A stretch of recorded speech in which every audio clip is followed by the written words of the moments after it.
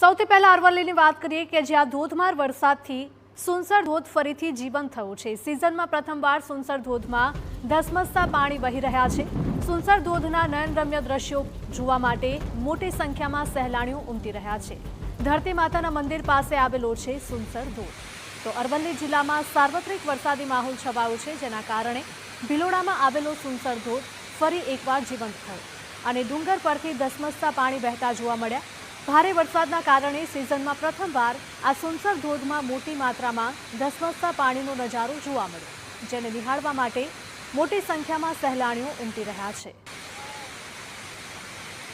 ગુજરાતમાં વરસાદી માહોલ જામ્યો છે। ખાસ કરીને અરવલ્લીનો જો વાત કરીએ તો આ દ્રશ્યો અરવલ્લીમાંથી સામે આવી રહ્યા છે। એક તરફ ધોધમાર વરસાદ તો બીજી તરફ સુનસર ધોધ ફરીથી જીવંત બન્યો છે। સિઝનમાં પ્રથમવાર સુનસર ધોધમાં ધસમસતા પાણી વહેતા જોવા મળી રહ્યા છે। સુનસર ધોધના નયનરમ્ય દ્રશ્યો જોવા માટે મોટી સંખ્યામાં સહેલાણીઓ આવી પહોંચ્યા।